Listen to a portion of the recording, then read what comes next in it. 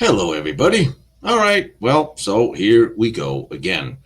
The Trump assassination number 3 or 4, depending on how many people has been arrested outside various rallies. I want to take a pragmatic and a little bit analytical point here because there are now two conflicting sides that are yelling at each other. Of course, the Democrats are chanting that a Republican tried to assassinate Donald Trump. The sheriffs who arrested him, citing that they probably stopped another assassination attempt. Yet the man is out on $5,000 bail for minor charges. The Secret Service and the FBI, two glorious organizations as we know, do not see it that way. So, what could possibly go wrong in the media that could cause arguments and disagreements in this?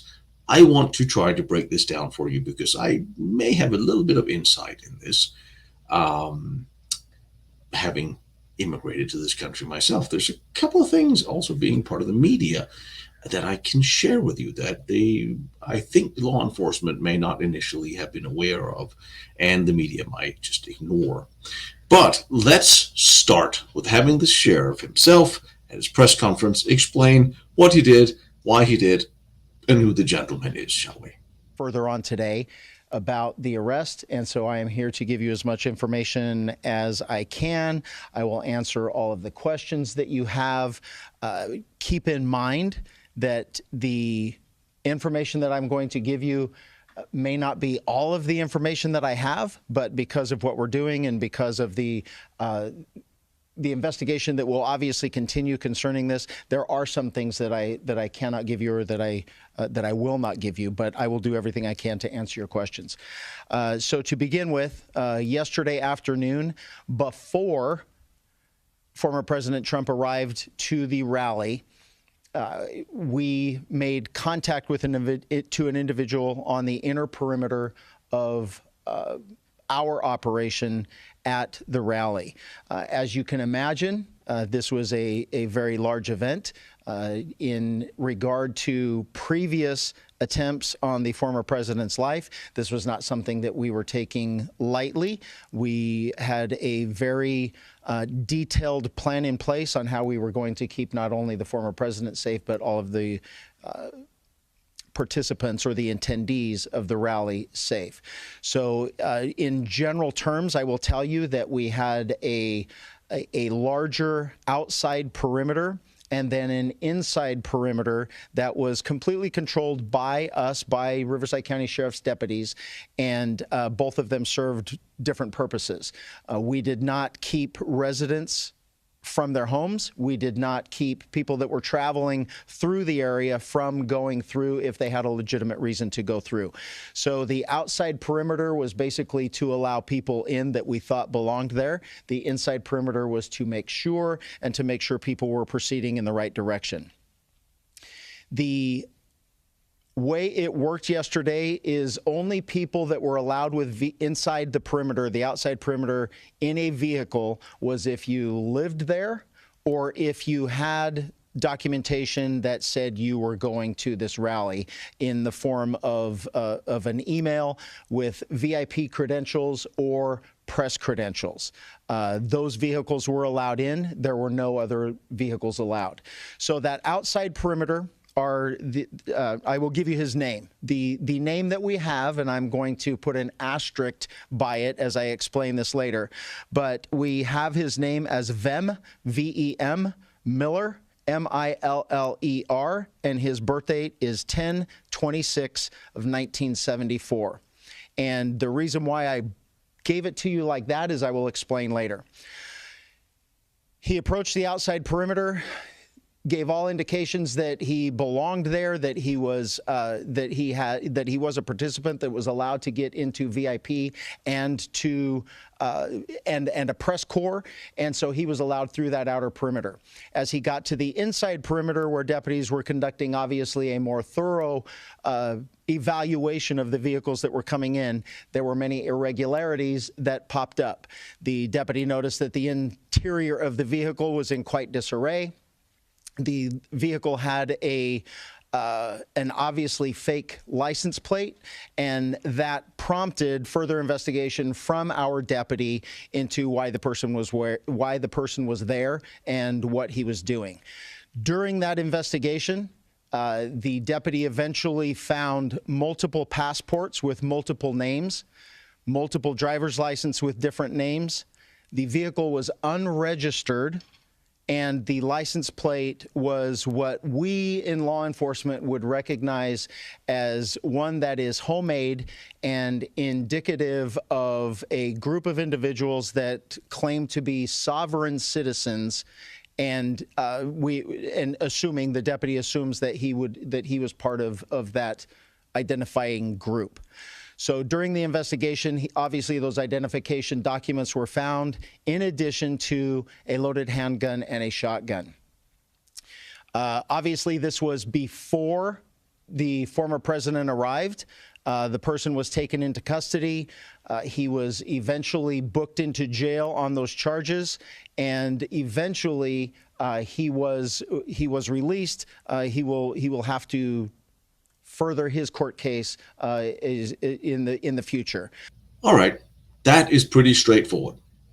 And I will be absolutely clear, I don't think the sheriff did anything wrong here. I don't think he could have done anything else. Because if you look at the very simple facts that the car wasn't registered, false license plates. I've been around for a while. I'm actually not entirely sure what a false license plate is. I see a lot of different license plates on Teslas that get their stick-on license plates, the stickers, and I see various veteran car license plates and different things. What constitutes a fake license plate as somebody having made it? Well, he made it past the first police cordon, and they didn't find it obvious. There are people that might, okay, there's something wrong with having a fake license plates. That's pretty straightforward. Different IDs with different names and a fake press credentials. That is something else. However, the car was not registered. That's good enough reason to impound it. There are firearms in the car, which were probably not secured properly as they should have, which is why he get arrested and charged with a misdemeanor, because that is a misdemeanor. Remember, for those of you watching abroad, this is in America. You are allowed to have a gun. You are allowed to travel with a gun stored properly in the back of your car if you're going to or from a range. However, you're also allowed to have a gun if you have a CCW, like I have.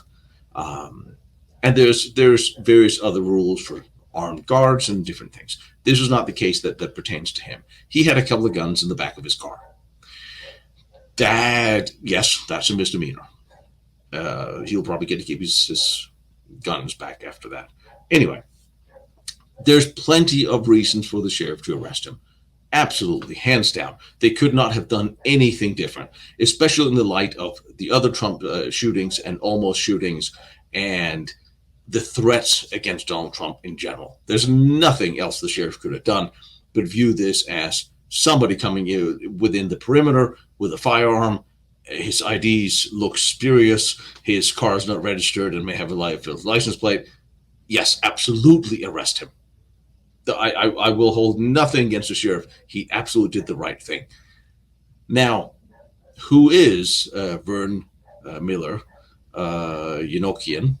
I'm probably pronouncing that wrong. He was of Armenian descent, and he's got his citizenship recently from us in 22. And here's the thing. There's multiple. He came out and stated he was a Trump supporter, have been since 2018. He's absolutely not there to try to kill Trump. He is a supporter, fan. His friend says he's a Trump supporter. Yeah, and he's been to several rallies before where there's pictures of him and other prominent conservatives. And he speaks positive of them, except at one rally he was complaining that they didn't take cash, but only card. I've complained about that. I think a lot of people complain about they will do it. Now we get into the war on cash. he obviously has his opinions. By the way, side note, I know quite a few Armenians, and absolutely none of them are Democrats. They're all very conservative, but that's a different story. Anyway, so let's start from the beginning. He claims he absolutely was not there, and I tend to believe that he was not there to kill Trump. I have to go with that because much as I think the police did the right thing, and they did, I think a lot of it, and even if they knew what I'm about to tell you, I'm pretty sure they would have done the same thing, and they should have. He had multiple IDs with different names, multiple passports with different names. He's a dual citizen, Armenian citizen, and American citizen. When you get your American citizenship, you can change your name. And he cited he did change his name to sound more American because of Armenian. There's been a lot of Armenian blowback, and there's some hatred against the Armenian community, and he wanted to sound more American. So Yanokian went out of the American ID and became Vern Miller. That means you are actually looking at two IDs for one person, where you have two different names. That is not illegal. That is not wrong. But if you don't know that, now you're looking at a person who will have an Armenian ID with an Armenian name, an American ID with an American name, and probably the same thing. He said that he changed his name in 22, which is why some of his even American IDs before he got his American citizenship and changed his name had his Armenian name, and the IDs he got after had his American name. That's perfectly legit. But as I say, in the circumstances, if you're as law enforcement, you see this in his car and you look this and you don't know that specific story, yes, you might see this as very spurious. And again, we're back to the guns and the car and the fake license plates that I cannot explain because I don't exactly know what the story is there. Except he may just be a little off. They also said his car was a messy, and he probably is a bit of a mess. Probably forgot he had the guns in the back. We'll get back to that. That would be the ID explanation. He said his IDs are absolutely legit. There's nothing about that that's false, and I tend to believe him given the situation, the plausibility of why that's probable. Then they said he had fake press credentials. There could also be a couple of reasons for that. He could have called himself an independent reporter and gone online and got himself press ID, which is an ID that says you are media or you're press. But some will say, unless you have a media organization you're working for, that is not legit. Maybe he used these to get in because he wanted to get in as close as he could to Trump and the people around Trump. Some of them he's always met before. Maybe he wanted to use this press, and he seems to be doing some blogging, excuse me, which could be construed as he is an independent journalist. But there are those who would say, no, there's no press organization behind this, so that does not constitute a legitimate press ID. If there's any further credentials to try to get into the inner circle, then that I haven't seen, haven't heard of, and I can't address that. But the media credentials I can address. I can also address the fact that the neighbor dog across the studio is losing his mind. Sorry about that. He sees squirrels. So there's that. He had a shotgun, and a handgun, and a high-capacity magazine in the back of his car. None of those weapons would be the weapon of choice for an assassination attempt. If he was to try to get in and get close to the president, he would absolutely, and shoot him with a handgun, he would have to get really close. And I doubt that he had any credentials for that.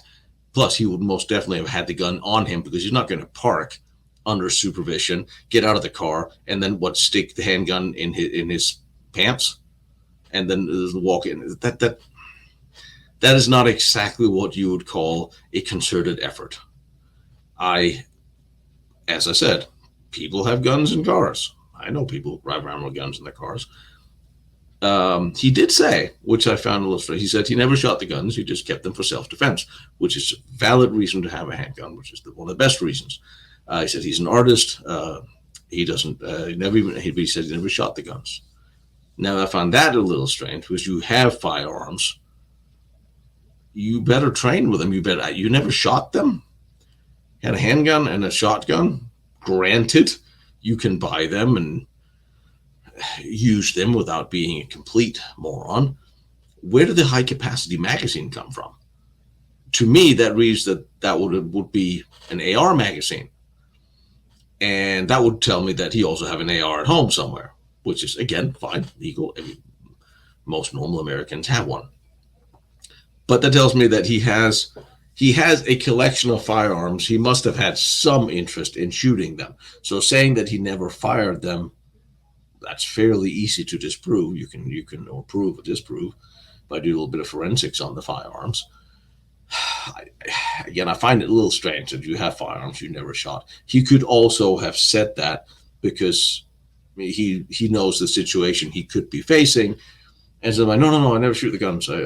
That could be one of those knee-jerk reactions of no, I have the guns for self-protection. I never shot them. I was like, I don't know anything about guns.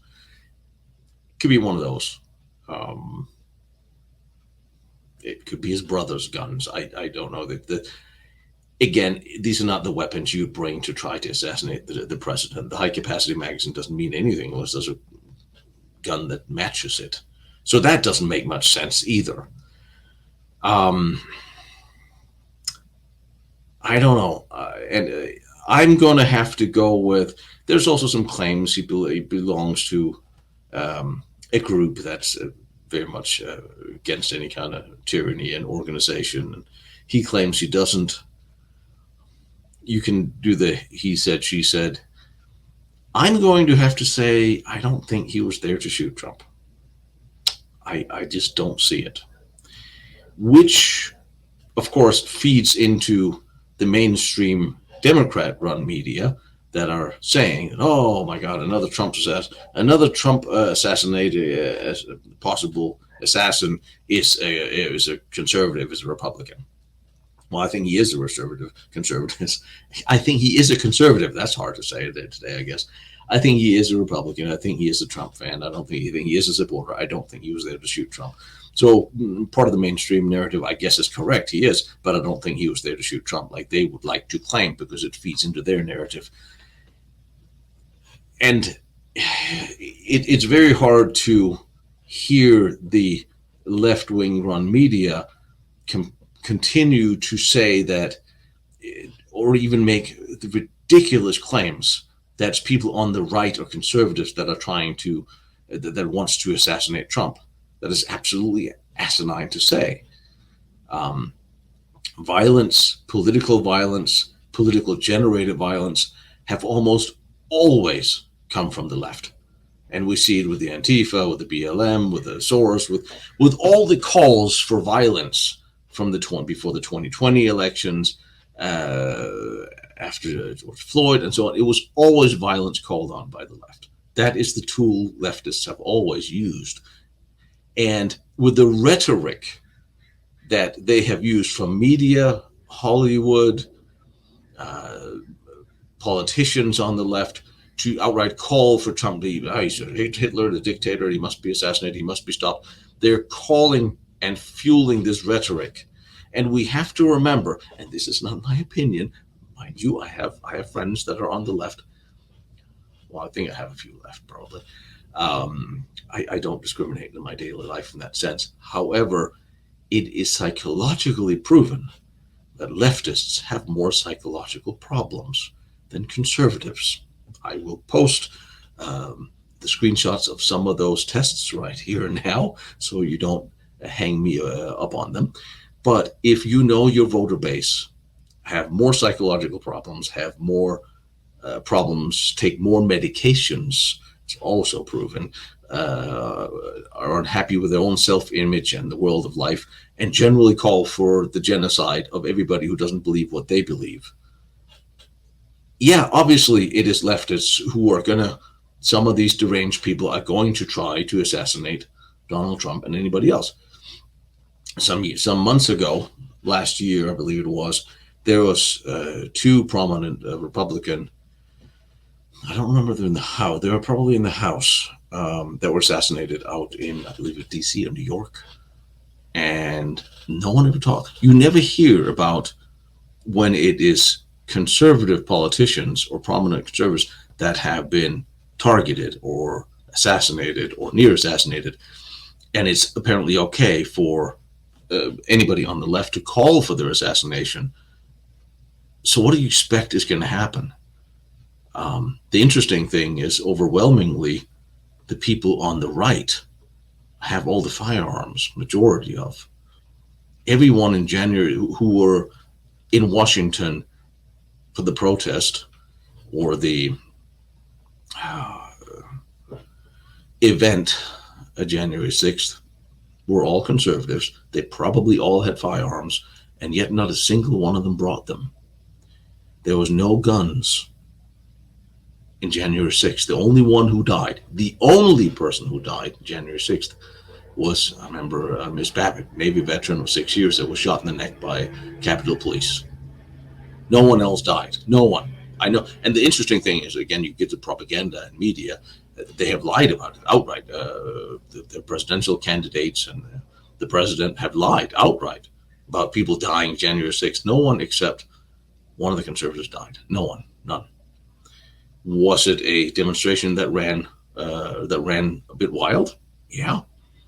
Was it an insurrection? No, of course not. But you go by the rhetoric, and that ties into Trump being a dictator. So therefore, of course, people want to should have him assassinated. But it's not the people in the conservatives who support him who's going to go do that. And interestingly enough, Mr. Miller there is an immigrant. And a lot of immigrants come from socialist nations or nations like you see the Cuban, Venezuelan to some degree, immigrants, Eastern European immigrants, older, the ones who have lived under socialism or communism are staunch conservatives. A lot of the people who have lived in any which way, like Vern Miller, have probably, he's of an age where certainly his parents, and maybe himself, what are we? Yeah, at least he was probably 10 when the wall came down. He must have had some memories of communism. And they're not communists at all. They are very much freedom-loving people. And I think that's something that's important to remember. But anyway, I just wanted to give you a quick breakdown. I still never wanted this to be a channel about the ongoing Trump assassinations, which is not what I think this was. So everybody calm yourselves. And if the Secret Service or the FBI believed this was the case, they would not have released him on a $5,000 bail. And the sheriff, he didn't do anything wrong. He did the only thing he could do. Vern will probably be charged, whatever. I'm curious, and if any of you know anything about how the license plate was fake, curious about how that works, what that is. Maybe we'll get more light on that in more days to come. But everybody, calm down and don't believe everything you hear in the mainstream press. I will say don't believe anything you hear unless you verify, double check, double check, double check. And remember, when a story falls or drops, always look to who's to benefit from the story or an event. There's always going to be people using a crisis to their own good. And right now, it would be nice if we could have a normal, productive country where we could actually meet and talk and converse and not always see assassination plots everywhere. But anyway, that was my 2 cents on that. Much more to come, including an interesting live chat that's coming up with a former police officer who knows something about the internet and internet censorship and so on. Anyway, you have a good day, everyone. Take care, be safe, have fun, and, don't get hurt. Go pet a dog.